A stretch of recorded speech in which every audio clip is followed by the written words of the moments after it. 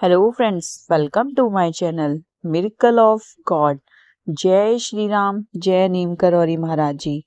आज मैं आपको बताऊंगी जया जी की श्री माता जी के साथ कुंभ की कहानी। जया जी जब पहली बार कुंभ गईं तो उन्होंने इस सुंदर प्रस्तुति को अपनी किताब श्री सिद्धि माँ में प्रस्तुत किया। जानिए उनका कैसा रहा एक्सपीरियंस कुंभ का।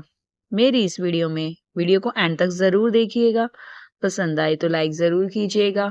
कमेंट में जय श्री राम लिखना ना भूलिएगा। और अभी तक मेरे चैनल को सब्सक्राइब नहीं किया है तो प्लीज कर लीजिएगा, ताकि श्री सिद्धि माँ, नीम करौरी महाराज जी और अन्य देवी देवताओं भगवानों से जुड़ी सच्ची कहानियां मैं आपके लिए लाती रहूं। श्री सिद्धि माँ प्रयावास के लिए हमेशा जाया करती थीं और तीर्थ यात्राएं भी किया करती थीं। महाराज जी के समय में महाराज जी कुंभ जाया करते थे और पूरा महीना जब तक वह कुंभ में रहते थे वहां पर खिचड़ी का प्रसाद भक्तों के लिए बनाया जाता था। कई हजारों की संख्या में भक्त वहां पे महाराज जी द्वारा बनवाई गई खिचड़ी प्रसाद रोजाना खाया करते थे। और नीम करौरी महाराज जी भी अन्य लीलाएं कुंभ की अगर आप जानना चाहते हैं तो मेरी पिछली वीडियो में आपको बहुत कुछ जानकारी मिलेगी। अब हम जानते हैं श्री सिद्धि माँ की कुंभ की कहानी। जब श्री सिद्धि माँ जया जी के साथ कुंभ गईं, जया जी पहली बार माँ के साथ कुंभ गई थी। जया जी श्री सिद्धि माँ और जीवंती माँ के साथ अपने 37 साल बिताए थे और उन्होंने अपनी पुस्तक श्री सिद्धि माँ में यह सुंदर प्रस्तुतियां, उनकी चमत्कारी कहानियां, श्री सिद्धि माँ के बारे में बहुत कुछ हमें जानने को मिलता है और नीम करौरी महाराज जी के भी। अगर आप अधिक जानना चाहते हैं तो मेरी पिछली वीडियो जरूर देखिएगा। जया जी की पुस्तक श्री सिद्धि माँ आपका भाग बदल देती है, आपके कितने सवालों का जवाब देती है और सबसे अधिक परिवर्तन आपके मानसिक और आध्यात्मिकता में परिवर्तित कर देती है। आपकी मानसिक शक्ति को और मजबूत बना देती है। आप और अच्छा महसूस करते हैं। श्री सिद्धि माँ साक्षात माँ है, जगदम्बा है। नीम करौरी महाराज जी ने तो कहा था आप जगत जननी हैं।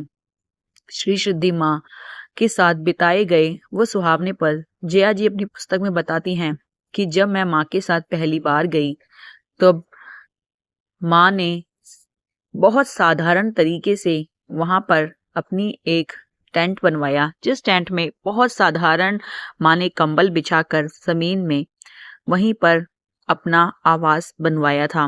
माँ का टेंट बहुत साधारण था। वहां पर और भी लग्जरी टेंट थे पर माँ बहुत साधारण थी और साधारण वह रहती थी। उन्हीं के उस टेंट में एक संदूक के ऊपर नीम करौरी महाराज जी की तस्वीर रखी होती थी। माँ जीवंती माँ दोनों का वह टेंट बहुत ही साधारण होता था। भक्त देख के हैरान भी होते थे कि माँ बहुत साधारण से रहती हैं। माँ की यही सादगी भक्तों को खुश कर देती थी, उनका मन मोह लेती थी और उनके प्रति और आदर सम्मान बढ़ा देती थी। माँ बहुत सादा जीवन जीती थी।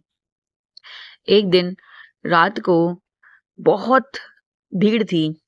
कुंभ में अक्सर भीड़ होती है। तब माँ ने कहा कि हम स्नान कल करेंगे। अब रात को माँ 2 बजे मेरे कमरे में आती हैं और कहती हैं चल जया, सबको सूचना दे दे कि हम संगम में स्नान करने जा रहे हैं। माँ की ये बात सुनकर मैं हैरान हुई, परंतु मैंने पहले से ही माँ के कपड़े एक टोकरी में रख लिए थे और फूलों की माला भी, ताकि पूजा की सामग्री में कोई परेशानी ना हो। मैंने माँ का सारा सामान अच्छे से पैक कर लिया और सबको जाकर बोला तो सब मेरी बात पर हंसने लगे। सबको लगा कि मैं मजाक कर रही हूँ। इतनी रात को 2 बजे माँ स्नान के लिए संगम जाएंगी, वहां तो बहुत भीड़ होगी। मेरी बात सुनकर सब हंसने लगे, पर जब देखा कि माँ अपने टेंट से बाहर निकल गई हैं, तब धीरे धीरे सब भी जल्दी से फटाफट तैयार हो गए और हम सब संगम पहुंचे। संगम पहुंचने के बाद एक अद्भुत लीला माँ ने दिखाई। माँ के जाते ही 10 फीट तक लोग बहुत पीछे हटते चले गए, जैसे कि वह अपने आप रास्ता बनाते जा रहे हों। माँ के जाते ही सबने रास्ता बनाया और 10 फीट तक कोई उस घेरे में नहीं था। सब जाके गंगा में स्नान करते हैं, त्रिवेणी घाट पर स्नान करते हैं, माँ भी करती हैं और माँ का दिव्य स्वरूप देखने लायक था। मुझे कान्हा जी का वो रासलीला याद आती है, जब कान्हा जी इतनी सारी गोपियों के बीच में इतने सुंदर लग रहे होते हैं। माँ को देखकर भी ऐसा ही लगता है।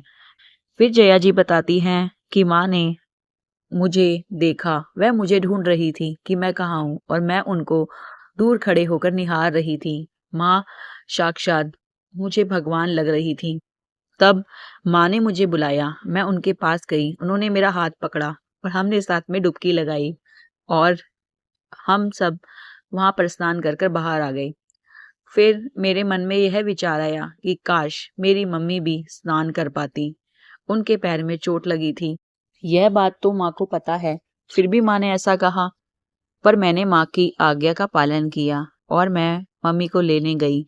उनके पैर में चोट लगी थी, फिर भी मुझे डर था कि संगम पर गाड़ी ले जाना तो सही नहीं है। माँ ने कहा, जो भी तुम्हारे टेंट के पास में घाट हो, वहां पर माँ को स्नान करा देना। मैंने माँ की आज्ञा का पालन किया और मैं मम्मी को जीप में बिठाती हूँ। फिर देखती हूँ कि सिक्योरिटी गार्ड हमें देख तो नहीं रहे और मैंने देखा कि वहां पर उस वक्त वो नहीं थे।